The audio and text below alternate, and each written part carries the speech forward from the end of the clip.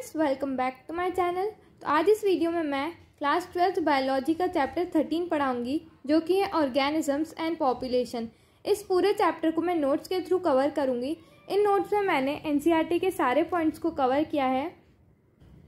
चलिए अब हम इसका फर्स्ट टॉपिक पढ़ते हैं। फर्स्ट टॉपिक है ऑर्गेनिजम्स एंड इट्स एनवायरनमेंट, जिसमें सबसे पहली डेफिनेशन आती है इकोलॉजी। अब इकोलॉजी क्या होता है? It is the branch of biology which studies interaction among organisms and it's physical abiotic environment. अब ऐसी ब्रांच बायोलॉजी की जो स्टडी करती है इंटरैक्शन अमंग ऑर्गेनिजम्स को, मतलब कि ऑर्गेनिजम्स एक दूसरे के साथ कैसे इंटरैक्ट करते हैं और साथ ही ऑर्गेनिजम्स उनके फिजिकल एनवायरनमेंट के साथ कैसे इंटरैक्ट करते हैं। तो इसी ब्रांच को हम बोलते हैं इकोलॉजी। ठीक है, अब स्टडी ऑफ इकोलॉजी इंपॉर्टेंट क्यों है? ताकि हम बैलेंस बना सके डेवलपमेंट और मेंटेनेंस ऑफ नेचुरल रिसोर्सेज के बीच में और साथ ही बायोटिक कम्युनिटीज़ के बीच में, और हम यूज़ और कंजर्व कर सके हमारे रिसोर्सेज को, ताकि हम local, regional, global environmental problems को सॉल्व कर सकें। इसीलिए हम इकोलॉजी की स्टडी को इम्पॉर्टेंट मानते हैं। अब subject of ecology is basically concern with 4 levels of biological organisation. अब इसमें mainly 4 levels of biological organisation होते हैं, जो कि है organisms, population, communities and biome. अब ऑर्गेनिजम्स लेवल पे क्या होता है? Living components of the environment at individual level and its basic unit of ecology. अब हम लिविंग कंपोनेंट को जब हम इंडिविजुअल लेवल पे पढ़ते हैं तब हम बोलते हैं ऑर्गेनिज्म लेवल। फिर population, the sum total of all individual of species in a specific geographical area. अब हम सारी टोटल इंडिविजुअल ऑफ स्पीशीज को मिला दें किसी भी पर्टिकुलर स्पेसिफिक एरिया की, तो हम बोलेंगे कि वो एक पॉपुलेशन है।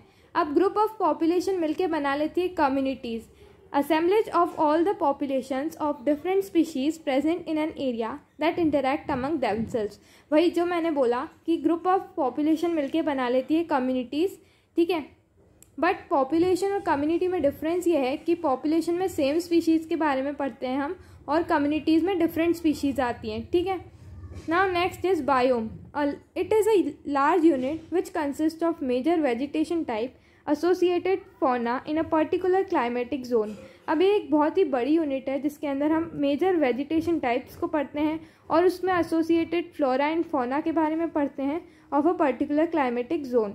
ठीक है, अब हम इस क्लासिफिकेशन को डिटेल में पढ़ते हैं। ठीक है, देखिए हम सभी ने पढ़ा है कि सेल्स, ग्रुप ऑफ सेल्स मिलके टिश्यू बना लेते हैं, ग्रुप ऑफ टिश्यू मिलके ऑर्गन्स बनाते हैं, ग्रुप ऑफ ऑर्गन्स मिलके ऑर्गन सिस्टम बनाते हैं, और ग्रुप ऑफ ऑर्गन सिस्टम्स मिलके बना लेते हैं पूरा एक ऑर्गेनिज्म। और जब बहुत सारे ऑर्गेनिजम्स मिल जाते हैं तो वो एक पॉपुलेशन बना लेते हैं। पॉपुलेशन में सेम स्पीशीज़ आती है, वो स्पीशीज़ कुछ भी हो सकती हैं, बट हम सिर्फ एक स्पीशीज़ की जब बात करेंगे तो हम बोलेंगे कि वो एक पॉपुलेशन है। और कम्युनिटीज़, ग्रुप ऑफ पॉपुलेशन मिलके बना लेती है कम्युनिटीज़। जैसा कि मैंने आपको अभी बताया कि जब दूसरी बहुत सारी स्पीशीज़ मिल जाती हैं, वो स्पीशीज़ ह्यूमंस की भी हो सकती हैं, एंड्स की भी हो सकती हैं और दूसरी भी हो सकती है, तब हम इसे बोलेंगे कि वह एक कम्युनिटी है। ठीक है, और ग्रुप ऑफ कम्युनिटी मिलके बना लेती है इकोसिस्टम। इकोसिस्टम मिलके बना लेते हैं, बहुत सारे इकोसिस्टम्स मिलके बायोम बना लेते हैं। Major biomes of India world के हम आगे पढ़ेंगे कि कौन कौन से मेजर बायोम्स हैं। ठीक है, और नेक्स्ट बहुत सारे बायोम्स मिलके बना लेते हैं बायोस्फीयर। ठीक है, तो ये बेसिकली क्लासिफिकेशन था। आई होप आपको समझ आ गया होगा। तो अब हम आगे बढ़ते हैं। अब यहाँ पे एक इम्पॉर्टेंट क्वेश्चन आता है। वो क्वेश्चन क्या बोल रहा है? Name the 4 major biomes of India. जैसा कि मैंने अभी आपको बताया कौन कौन से ऐसे मेजर बायोम्स हैं इंडिया के। First is tropical rain forest, second deciduous forest, sea coast and deserts etcetera are the major biomes of India. ये बोर्ड पॉइंट ऑफ व्यू से इंपॉर्टेंट क्वेश्चन है और आ सकता है 1 मार्कर क्वेश्चन में। अब हम इस चैप्टर के कुछ मेजर इंपॉर्टेंट टर्म्स को पढ़ते हैं, जिसमें सबसे पहली डेफिनेशन आती है इकोसिस्टम की। अब the organism and their environment in a particular area is called ecosystem. मतलब जो ऑर्गेनिज्म और उसके एनवायरनमेंट के बारे में जब हम पढ़ते हैं किसी पर्टिकुलर एरिया के, तो वो एक इकोसिस्टम कहलाता है। Now next is habitat. Habitat क्या होता है? It refers to a specific place और locality delimited by combination of factors, physical features and barriers where a communities dwell। इसका मतलब यह है कि हैबिटेट एक ऐसी स्पेसिफिक प्लेस या फिर लोकेलिटी होती है जहाँ पे कि बहुत सारे कॉम्बिनेशन ऑफ फैक्टर्स होते हैं, जैसे कि फिजिकल फीचर्स और बहुत सारे बैरियर्स भी होते हैं, जहाँ पे एक कम्युनिटी सर्वाइव करती है उस पर्टिकुलर एरिया को हम उनका हैबिटेट बोलेंगे। Now next is niche. Niche क्या होता है? The ecological niche of an organism represents the physical space occupied by it, the resources it utilises and its functional role in the ecological system. कोई सा specific part जहाँ पे कोई organism रह रहा है तो वह उसका क्या होगा? नीश होगा। मतलब कि एक specific part of habitat occupied by an individual of species, ठीक है, वो उसका क्या होगा? इकोलॉजिकल नीश ऑफ ऑर्गेनिज्म होगा। Next definition is biosphere, the surface of earth with all life forms that is union of all ecosystem, it is highly ordered system. ठीक है, अब जब द सरफेस ऑफ अर्थ जिसमें सारे life forms हैं, जिसे हम क्या बोलते हैं? यूनियन ऑफ इकोसिस्टम बोलते हैं, तो उससे क्या बोलते हैं हम? बायोस्फीयर, मतलब कि अपनी पूरी अर्थ को। Next definition is environmental ecology. Environment ecology at organism level deals with how different organisms are adapted to their environment in terms of not only survival but also reproduction। ठीक है, अब ऑर्गेनिज्म लेवल पे जो ecology होती है उसमें different organisms adapt करते हैं उनके इन्वायरमेंट में, तो वो सिर्फ सर्वाइव ही नहीं करते उस इन्वायरमेंट के अंदर बल्कि रिप्रोड्यूस भी करते हैं। ठीक है, अब next is different biomes are form due to. अब अलग अलग बायोम्स कैसे फॉर्म होते हैं? दो रीज़न है इसके। फर्स्ट है annual variation in intensity and duration of temperature. जो इंटेंसिटी और टेम्परेचर में जो वेरिएशंस आते हैं, एनुअल वेरिएशन, उसके कारण डिफरेंट बायोम्स फॉर्म हो जाते हैं। और सेकेंड रीज़न है एनुअल वेरिएशन इन प्रेसिपिटेशन। जो प्रेसिपिटेशन में रेन और स्नो दोनों आते हैं। ठीक है, तो इसमें जब वेरिएशन होगा तो वो एक बायोम में वो एक बायोम बना लेगा। अब नेक्स्ट एक इम्पॉर्टेंट क्वेश्चन आता है, what are the major biomes of the world. पहले हमने पढ़ा था मेजर बायोम्स ऑफ इंडिया, अब यहाँ पे है major biomes of the world. तो वर्ल्ड के मेजर बायोम्स है deserts, grasslands, rain forest and tundra. Okay, अब ये एक बहुत ही इंपॉर्टेंट डायग्राम है from both point of view और नीड पॉइंट ऑफ व्यू। तो ये डायग्राम क्या शो कर रहा है? Biome distribution with respect to annual temperature and precipitation. ठीक है, तो यहाँ पे जैसा कि आप देख सकते हैं, यहाँ पे मीन एनुअल प्रेसिपिटेशन इन सेंटीमीटर दिया हुआ है और यहाँ पे mean annual temperature in degree Celsius दिया हुआ है। ठीक है, अब बेसिकली इस डायग्राम से तो क्वेश्चन यही आता है कि लेबल कीजिए, जैसे वो बोल देंगे label A, B, C, D, E and F। ठीक है, तो आपको इनके नाम बताने हैं। ठीक, और दूसरा क्वेश्चन इससे ये आ सकता है इस ग्राफ से कि चलो बताओ कि यहाँ पे लोएस्ट रेनफॉल कहाँ पे होती है। तो यहाँ पे जैसा आप देख सकते हैं लोएस्ट रेनफॉल हो रही है डेजर्ट में। ठीक है, डेजर्ट में जैसा आप देख सकते हैं लेस देन 50 सेंटीमीटर यहाँ पे रेनफॉल हो रही है। ठीक है, अब यहाँ पे बोल देंगे कि यहाँ पे हाईएस्ट रेनफॉल कहाँ पे हो रही है। तो जैसा कि आप देख सकते हैं यहाँ पे इतना यहाँ तक आया है इसका ग्राफ, तो ट्रॉपिकल फॉरेस्ट में होती है हाईएस्ट रेनफॉल। ठीक है, और इससे एक और क्वेश्चन ये आ सकता है कि मैक्सिमम टेम्परेचर कहाँ पे होता है। अब इस ग्राफ के अकॉर्डिंग मैक्सिमम टेम्परेचर जो कि 25 डिग्री सेल्सियस तक का है, जो कि है ग्रासलैंड्स का। ठीक है, और अगर पूछ लिया कि लीस्ट टेम्परेचर कहाँ पे होता है, तो वो होता है आर्कटिक एंड एल्पाइन टुंड्रा में लीस्ट टेम्परेचर होता है। सो बेसिकली इसी टाइप के क्वेश्चन इस ग्राफ से आते हैं। आई होप आपको ये ग्राफ समझ आ गया होगा। बाकी आप इसकी लेबलिंग अच्छे से पढ़ के जाइएगा एग्जाम से पहले। Next point is regional and local variation within each biome lead to formation of a wide variety of habitat। मतलब कि जो रीजनल और लोकल वेरिएशंस आते हैं बायोम के अंदर, उससे काय का फॉर्मेशन हो जाता है? हैबिटेट का फॉर्मेशन हो जाता है। यहाँ पे एक इम्पॉर्टेंट क्वेश्चन ये बनता है कि व्हाट फॉर्म्स हैबिटेट। तो हैबिटेट्स कैसे बनते हैं? तो जब रीजनल और लोकल वेरिएशंस आने लग जाते हैं किसी भी बायोम के अंदर, तो वो क्या बना लेते हैं? हैबिटेट बना लेते हैं। ठीक है, now next is Life on Earth exists in favorable habitats as well as in extreme and harsh habitats like scorching Rajasthan desert, rain-soaked Meghalaya forest, deep ocean trenches, torrential streams, permafrost polar regions, high mountain tops, boiling thermal springs and stinging compost pits and even in are intestine. मतलब कि life सिर्फ favourable habitats पर ही नहीं exist करती बल्कि extreme और harsh habitats पर भी एग्जिस्ट करती है। और हार्श हैबिटेट्स की एग्जांपल जैसे ये Rajasthan desert, Meghalaya forest etcetera, ये सारे क्या है? एक्सट्रीम हैबिटेट्स है जहाँ पर लाइफ सर्वाइव करती है। ठीक है, जैसे हमारा इंटेस्टाइन में ही बहुत सारे माइक्रोब सर्वाइव करते हैं, तो वो भी एक क्या है? हैबिटेट है। Now next point is the biotic component of a habitat are pathogen, parasites, predators, competitors of the organism with which they interact constantly। मतलब जो बायोटिक कंपोनेंट है हैबिटेट के वो कौन कौन से हैं? पैथोजन्स, पैरासाइट्स, प्रीडेटर्स, कॉम्पिटिटर्स, ये सारे क्या हैं? बायोटिक कंपोनेंट है किसी भी हैबिटेट के, ठीक है, जो कि एक दूसरे के साथ कॉन्स्टेंटली इंटरेक्ट करते हैं। Now next point is the key abiotic elements that lead to variation in habitat are। अब ऐसे कौन कौन से की एबायोटिक एलिमेंट्स है जिससे कि हैबिटेट्स में वेरिएशन आता है? तो ये है 4। First temperature, second water, third light and fourth is soil. अब इन चारों को हम डिटेल में पढ़ेंगे। अब हम नेक्स्ट टॉपिक पढ़ेंगे जो कि है मेजर एबायोटिक फैक्टर्स। तो कौन कौन से हैं? जैसा कि हमने पढ़ा, सबसे पहले हम पढ़ेंगे टेम्परेचर के बारे में। अब ये एक मेजर एबायोटिक फैक्टर है एंड मोस्ट इकोलॉजिकली रेलिवेंट है, मतलब इकोलॉजी में इसको सबसे ज़्यादा रेलिवेंट माना जाता है, ठीक है। अब इसके बारे में अब हम पढ़ते हैं। There is seasonal variation in average temperature of land.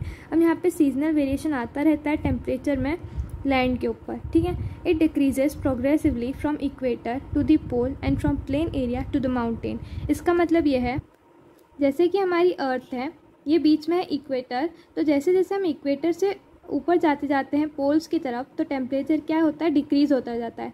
मतलब कि मैक्सिमम टेम्परेचर इक्वेटर के अराउंड होता है और वो पोल तक जाते जाते डिक्रीज़ होता जाता है, ठीक है। और जब हम प्लेन एरिया से, जैसे ये प्लेन एरिया है, वहाँ से जब हम माउंटेन टॉप्स पे जाते हैं, जैसे माउंटेन है, तो टेम्परेचर कैसा होता है? डिक्रीज़ होता जाता है जैसे जैसे हम ऊपर माउंटेन पे जाते जाते हैं, ठीक है। मतलब प्लेन पे टेम्परेचर ज़्यादा होता है as compare to mountains. I hope आपको समझ आ गया होगा। अब हम नेक्स्ट पॉइंट की तरफ बढ़ते हैं। The range of temperature varies from sub-zero level in polar areas to more than 50 degrees Celsius at high altitudes in tropical deserts during summer।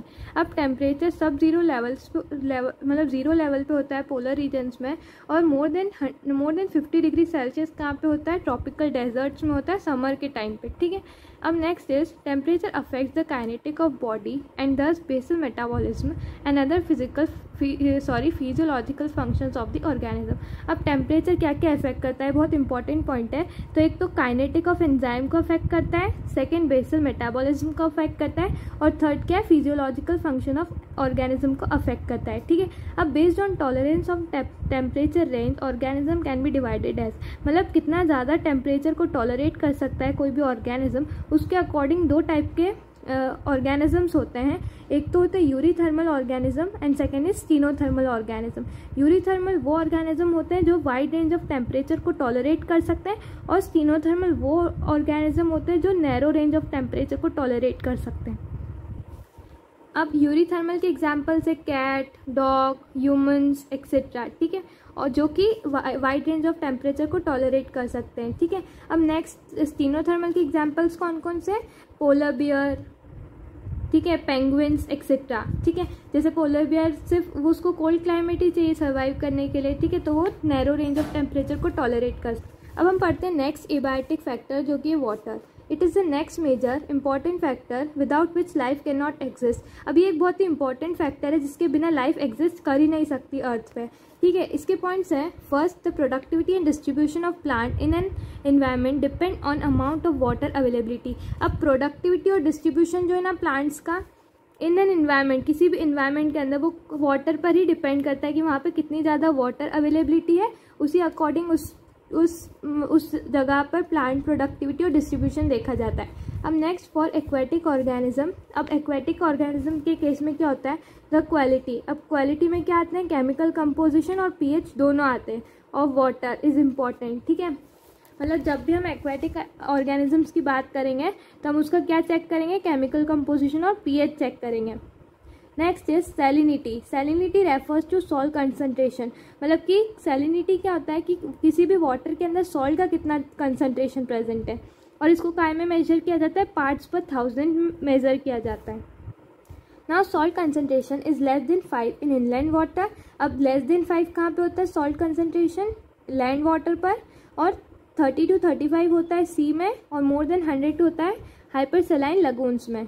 अब based on tolerance of range of salinity, मतलब कितना salt concentration present है water के अंदर, उस according हम organism को भी 2 टाइप में डिवाइड करते हैं। जैसे हमने टेम्परेचर टॉलरेंस के बेसिस पे हमने 2 टाइप में डिवाइड किया था, वैसे ही हम सैलिनिटी के अकॉर्डिंग 2 टाइप में डिवाइड करेंगे, जिसमें फर्स्ट आते हैं यूरी हेलाइंस। ठीक है, पहले थे यूरी थर्मल, अब है यूरी हेलाइंस, एंड सेकेंड इज तीनो हेलाइन। अब यूरी हेलाइंस वो ऑर्गेनिज्म है जो कि narrow range of which can tolerate a narrow range of salinity. यहाँ पे थोड़ी सी गड़बड़ है, यहाँ पे आएगा वाइड रेंज ऑफ सैलिनिटी और यहाँ नीचे आएगा नैरो रेंज ऑफ सैलिनिटी, तो यहाँ पे आप करेक्ट कर लीजिएगा। अब है ऐसे ऑर्गेनिज्म जो टॉलरेट कर सकते हैं वाइड रेंज ऑफ सैलिनिटी को, उन्हें बोला जाता है यूरी हेलाइन, और जो organism narrow range of salinity को टॉलरेट कर सकते हैं वो होते हैं stenohalines. Many fresh water animals can not live for long in sea water and vice versa. अब जो ऑर्गेनिज्म फ्रेश वाटर में रहते हैं वो ज़्यादा देर तक सी वाटर में नहीं सर्वाइव कर पाएंगे, और इसका अपोजिट भी कर सकते हैं। जो सी वाटर में रहते हैं वो फ्रेश वाटर में सर्वाइव नहीं कर सकते, क्योंकि उनको ऑस्मोटिक प्रॉब्लम्स होने लग जाती है उस वाटर के अंदर। ठीक है, क्योंकि वो टॉलरेट नहीं कर सकते उस दूसरे टाइप के वाटर को। अब थर्ड एबायोटिक फैक्टर है light. It is an essential factor for the process of photosynthesis perform by autotrophs. अब ये भी एक बहुत इंपॉर्टेंट फैक्टर है काय के लिए। एक तो प्रोसेस ऑफ फोटोसिंथेसिस के लिए जो कौन परफॉर्म करते हैं, ऑटोट्रॉफ्स परफॉर्म करते हैं फोटोसिंथेसिस को, जैसा कि हमने प्रीवियस क्लास में भी पढ़ रखा है फोटोसिंथेसिस प्रोसेस को। अब इसमें फर्स्ट पॉइंट आता है oxygen is release during photosynthesis. सभी को पता है कि ऑक्सीजन रिलीज होती है फोटोसिंथेसिस के दौरान प्लांट्स के थ्रू। ठीक है, मतलब प्लांट्स क्या रिलीज करते हैं, ऑक्सीजन रिलीज करते हैं।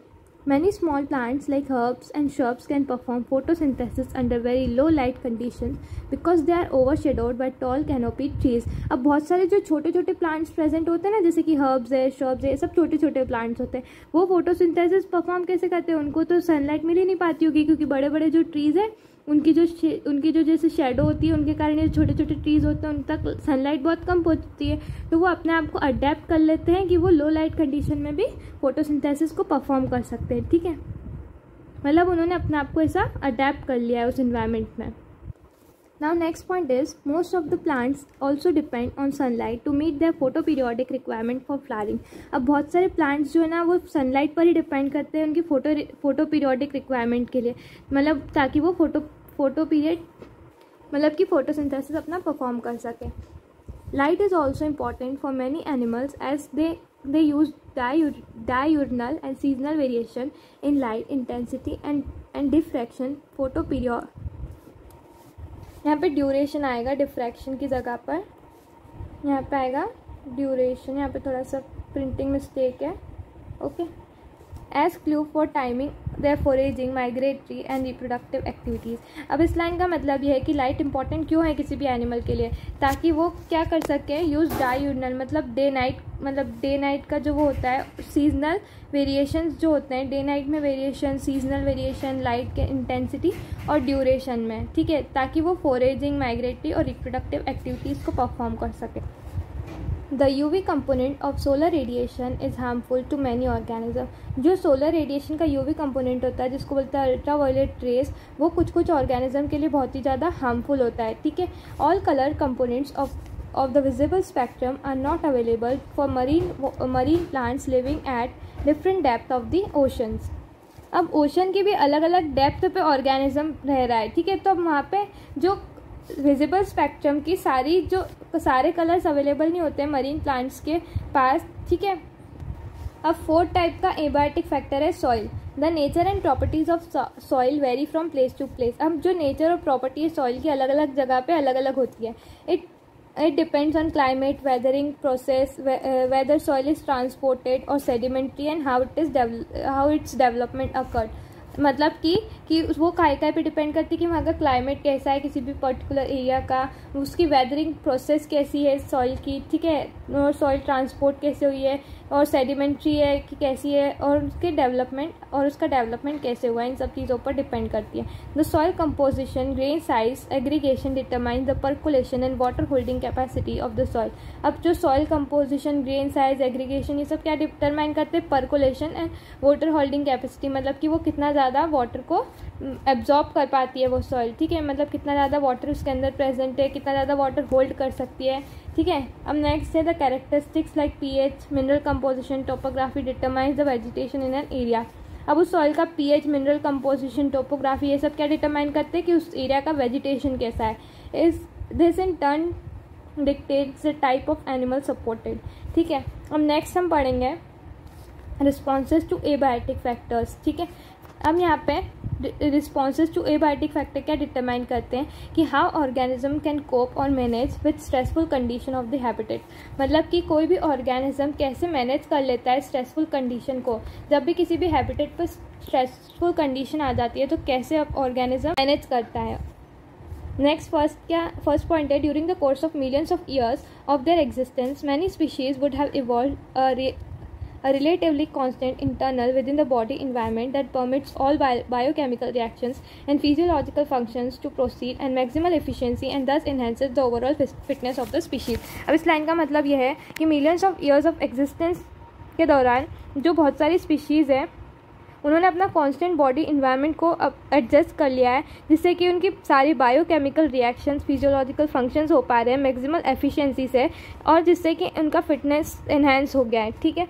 अब the organisms could try to maintain the constancy of its internal environment, that is homeostasis। अब homeostasis क्या होता है कि कैसे कोई भी ऑर्गेनिज्म अपना बॉडी टेम्परेचर को रेगुलेट कर सकता है, तो उससे हम बोलते हैं homeostasis. Despite of varying internal environmental condition that tends to upset its homeostasis, ठीक है। Next point is human beings can maintain their homeostasis by using artificial means like air conditioner in summers and heaters in winter। अब human beings कैसे homeostasis को maintain करते हैं by artificial means, जैसे कि जब हमें गर्मी के टाइम हमें स्वेटिंग होती है तो हम एयर कंडीशनर का यूज़ करते हैं, कूलर्स का यूज़ करते हैं, तो हम हमारा बॉडी टेम्परेचर को मेंटेन कर लेते हैं आर्टिफिशियली, और विंटर्स के टाइम पे हम हीटर्स वगैरह ये सब से हम अपने बॉडी टेम्परेचर को मेंटेन करते हैं, ठीक है। और next is ways by which other organism can cope up with environmental changes are given below. अब और भी दूसरे तरीके हैं जिससे कि ऑर्गेनिज्म कोप अप करते हैं उनके स्ट्रेसफुल कंडीशंस को, और जो इन्वायरमेंटल चेंजेस आते हैं उस सकते ऑर्गेनिज्म को, जैसे फर्स्ट है रेगुलेटर्स बोलते हैं इनको मेनली, जो रेगुलेट कर सकते हैं अपने बॉडी टेम्परेचर को, ठीक है। Some organism maintain homeostasis by physiological and some times behavioural means. अब जैसे जो रेगुलेटर्स होते हैं वो अपना बॉडी टेम्परेचर को मेंटेन कर लेते हैं, मतलब उनका होम्योस्टेसिस मेंटेन करते हैं, और कैसे करते हैं बाय फिजियोलॉजिकल और बिहेवियरल मीन्स, ठीक है। All birds and mammals and few vertebrates and invertebrates are capable of thermoregulation and osmoregulation। मतलब कि जितने भी बर्ड्स और मैमल्स होते हैं और जो लोअर वर्टिब्रेट्स इनवर्टिब्रेट्स होते हैं वो क्या कर सकते हैं, थर्मोरेगुलेशन और ऑस्मोरेगुलेशन कर सकते हैं। थर्मोरेगुलेशन मतलब कि हीट का रेगुलेशन, ठीक है, मतलब हीट को कम ज़्यादा कर सकते हैं, और ऑस्मो रेगुलेशन कर सकते हैं। अब next in mammals during summer sweating occurs profusely and the evaporation brings down temperature of the body. अब जो मैमल्स हैं वो कैसे रेगुलेट करते हैं, तो वो स्वेटिंग, मतलब जैसे अगर ज़्यादा गर्मी होने लग जाती है तो उनकी बॉडी से स्वेटिंग होना शुरू हो जाती है, जिससे कि इवोपरेशन होता है, और इवोपरेशन लीड्स टू कूलिंग, तो जिससे कि वो फिर इवेंचुअली कूल डाउन हो जाती है उनकी बॉडी स्वेटिंग के थ्रू, ठीक है, तो उनका टेम्परेचर इस तरह से कम कर लेते हैं। अब in mammals during in winters, अब विंटर्स में मैमल क्या करते हैं, शिवर करने लग जाते हैं, मतलब जो ठंड लगती है जब हम शिवरिंग करते हैं तो एक तरह की एक्सरसाइज है जिससे कि हीट प्रोड्यूस होती है अपनी बॉडी के अंदर, जिससे कि टेम्परेचर बढ़ जाता है। तो इस तरह से विंटर में मैमल्स अपना बॉडी टेम्परेचर को मेंटेन करते हैं, रेगुलेट करते हैं, ठीक है। अब प्लांट्स के अंदर क्या होता है कि they do not have such mechanism to maintain their internal temperature. उनके अंदर इस तरह का कोई भी मैकेनिज्म नहीं होता है, वो अपने अकॉर्डिंगली एडजस्ट कर लेते हैं। अब नेक्स्ट तरह क्या आते हैं, कन्फर्मर्स, ठीक है। कन्फर्मर्स क्या होता है, they can not keep constant internal temperature, ठीक है। अब इसमें फर्स्ट पॉइंट पढ़ते हैं। About 99% of animals and almost all plants can not maintain a constant internal environment. वही जैसा कि मैंने बताया कि जो 99% एनिमल्स है और प्लांट्स है वो अपना बॉडी इंटरनल इन्वायरमेंट को कांस्टेंट नहीं रख सकते, ठीक है। There body temperature changes with ambient temperature, वो अपना बॉडी टेम्परेचर को चेंज कर लेते हैं एम्बिएंट टेम्परेचर के अकॉर्डिंग। और एक्वेटिक ऑर्गेनिज्म में क्या होता है, the osmotic concentration of the body fluid changes with that of the osmotic concentration of the ambient water. अब जो एक्वेटिक ऑर्गेनिज्म है उनके अंदर जो ऑस्मोटिक कंसंट्रेशन है बॉडी फ्लूइड का वो चेंज होता जाता है with that of osmotic concentration, water के कंसंट्रेशन के अकॉर्डिंग, ठीक है। These animals and plants are called conformers. तो इस तरह के प्लांट्स और एनिमल्स को कन्फर्मर्स बोला जाता है, क्योंकि वो उनका इंटरनल बॉडी टेम्परेचर को चेंज नहीं कर सकते।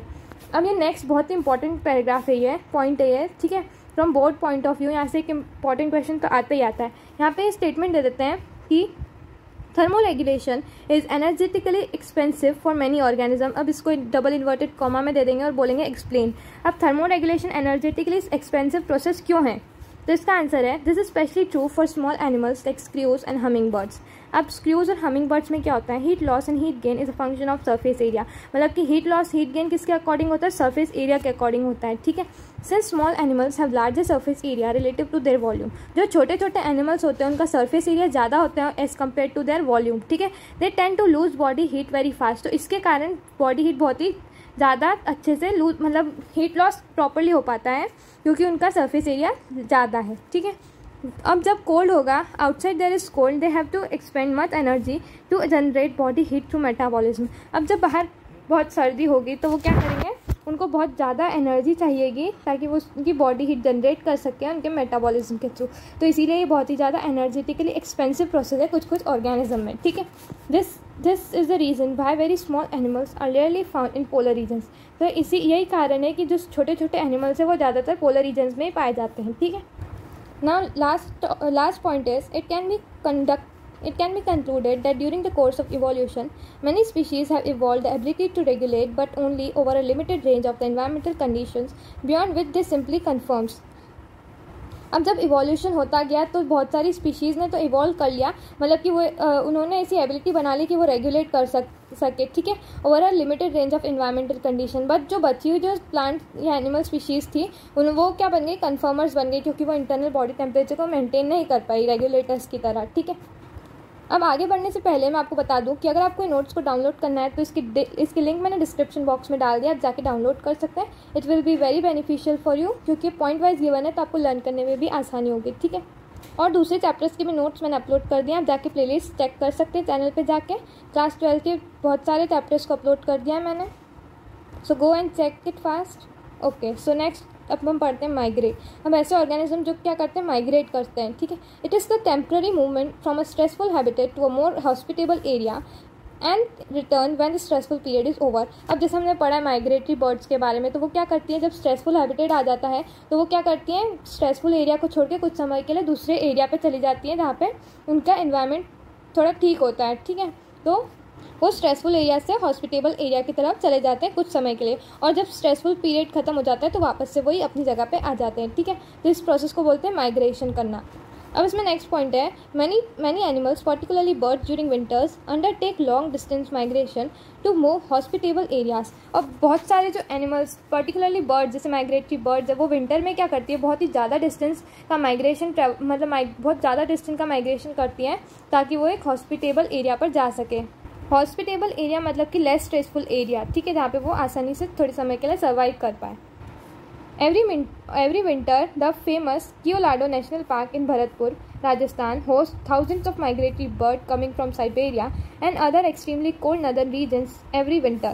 अब जो हर साल विंटर्स में जो कियोलाडो नेशनल पार्क है भरतपुर राजस्थान में, वहाँ पे thousands of migratory bird आती है। कहाँ से आती है, साइबेरिया से आती है। And other extremely cold northern regions every winter, ठीक है। अब नेक्स्ट तरह के ऑर्गेनिज्म आते हैं जो सस्पेंड करते हैं। सस्पेंड का मतलब क्या होता है, टाइम को एस्केप करना, ठीक है। इसमें सबसे पहला पॉइंट पढ़ते हैं, under favourable condition bacteria fungi lower plants slow down their metabolic rate and forms a thick wall spore to overcome stressful condition. These spores germinate under the onset of the suitable environment. अब जब unfavourable condition होती है तो ये जो bacteria fungi और जो lower plants है वो क्या करते हैं कि अपने मेटाबॉलिक रेट को कम कर लेते हैं, ठीक है, मतलब उनकी मेटाबॉलिक एक्टिविटी को कम कर लेते हैं और उनके आसपास एक थिक वॉल्ड स्पोर्स बन जाते हैं ताकि वो स्ट्रेसफुल कंडीशन को ओवरकम कर सके, ठीक है। और ये स्पोर्स जर्मिनेट होने लग जाते हैं जब सूटेबल इन्वायरमेंट आ जाता है। स्ट्रेसफुल कंडीशन जब खत्म हो जाती है तो वो स्पोर्स क्या करते हैं, जर्मिनेट हो जाते हैं। अब जो हायर प्लांट्स हैं, सीड्स हैं and other reproductive structures serve as a mean to tide over periods of stress, ठीक है। They reduce the metabolic activity and undergo dormancy. बहुत इंपॉर्टेंट, डोरमेंसी का मतलब होता है स्टेज ऑफ इनएक्टिवनेस, मतलब वो उस समय इनएक्टिव हो जाते हैं।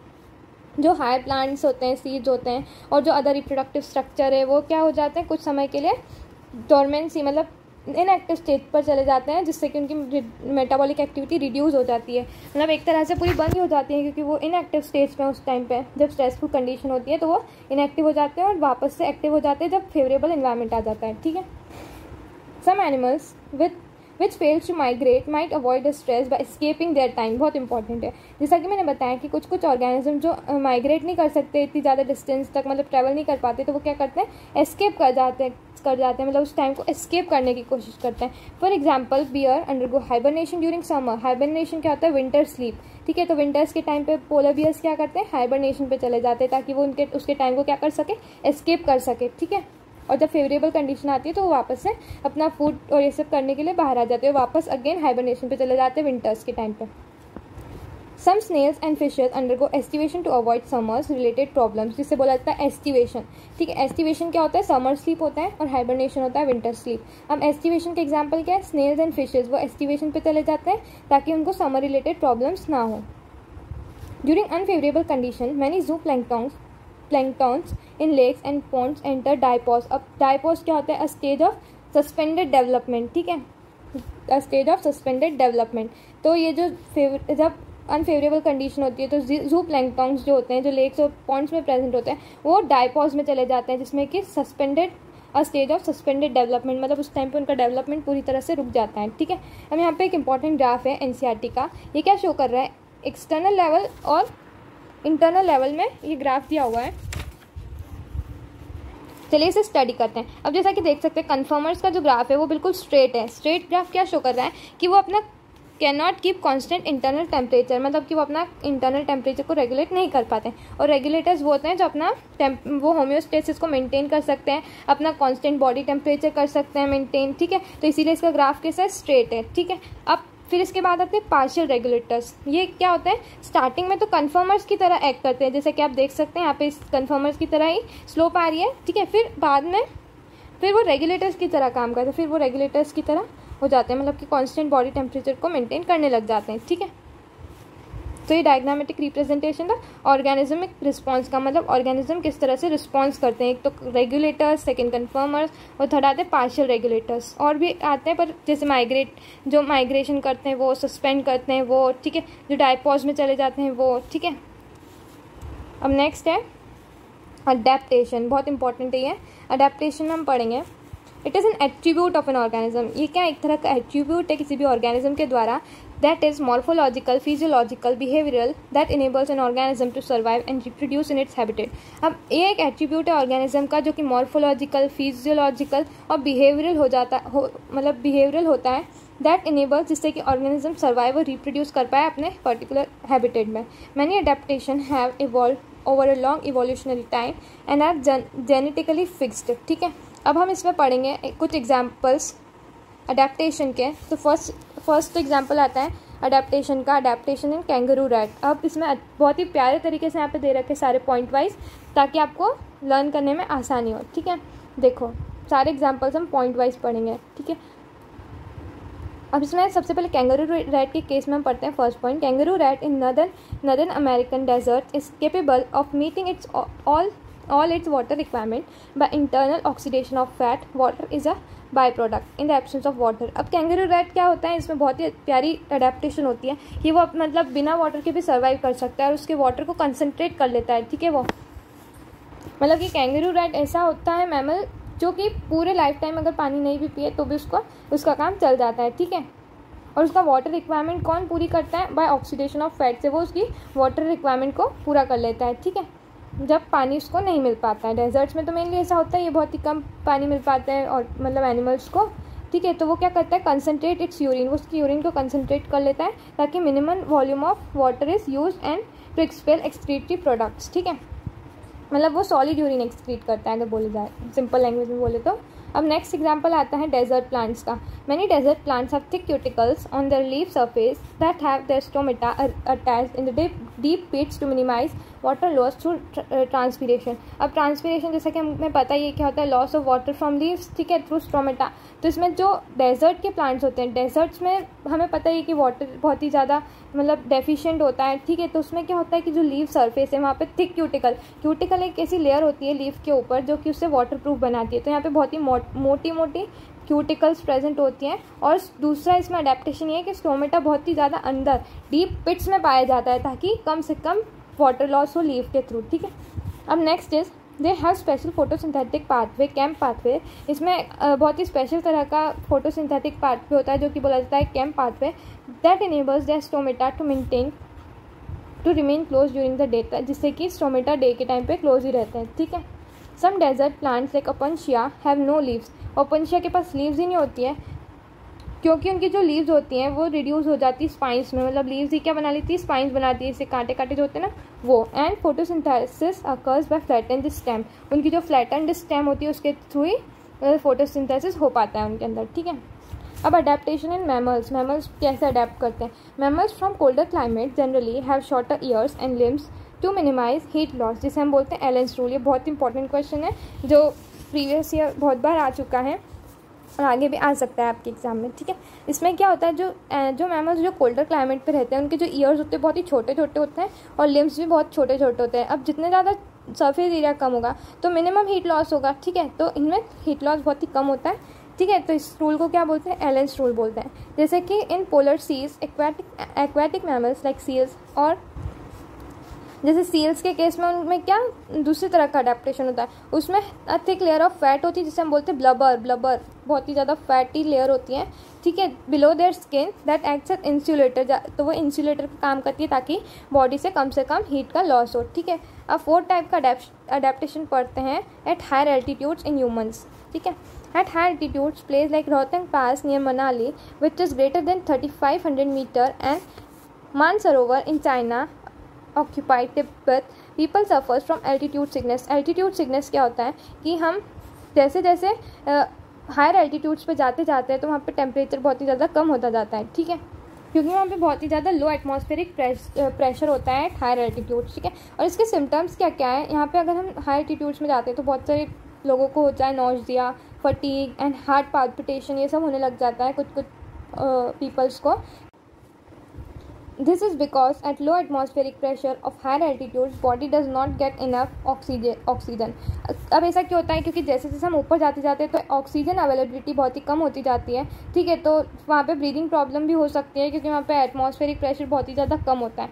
The relief occurred gradually due to acclimatisation, अब वहाँ पे रिलीफ होने लग जाता है जैसे जैसे हम धीरे धीरे उस कंडीशन में एडजस्ट करने लग जाते हैं, तो फिर ये प्रॉब्लम फिर बाद में नहीं होती है। Body cope up with the low oxygen stress by increasing red blood cell production. अब इससे अपनी बॉडी कैसे कोप अप करती है लो ऑक्सीजन अवेलेबिलिटी से, तो इससे क्या रेड ब्लड सेल का जो प्रोडक्शन है वो बढ़ने लग जाता है। Decreases the binding efficiency of haemoglobin, जिससे कि वो बाइंड ना कर, मतलब कम से कम हीमोग्लोबिन से बाइंड हो पाए, ठीक है। अब नेक्स्ट इंक्रीजिंग ब्रीदिंग रेट बढ़ जाता है, तो इससे ऑक्सीजन हम अच्छे से फिर ले पाते हैं, ठीक है। हम 4 टाइप का अडेप्टेशन करते हैं डेजर्ट लिजार्ड में, ये एक बिहेवियरल रिस्पॉन्स है, ठीक है।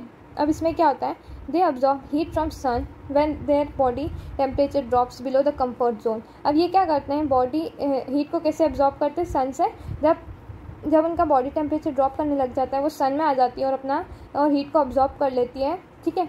They move into shadow when ambient temperature start increasing, और जब उसके अंदर का टेम्परेचर इंक्रीज ज़्यादा होने लग जाता है तो वापस से वो शेड में आ जाती है, ठीक है। सम स्पीशीज बरो into the soil and escape from the above ground heat. Okay, तो अब हमारी वीडियो को हम यहीं एंड करते हैं। अब इसके आगे का मैं नेक्स्ट पार्ट में कंटिन्यू करूँगी पॉपुलेशन से, और अगर आपको मेरा एक्सप्लेनेशन अच्छा लगा तो प्लीज़ आप सब्सक्राइब कर दीजिए हमारे चैनल को, और अगर कोई भी डाउट है इस चैप्टर से रिलेटेड तो आप कमेंट कर सकते हैं, मैं उसका आंसर ज़रूर दूँगी। और वीडियो अच्छा लगा हो तो प्लीज़ लाइक का बटन दबा दीजिए।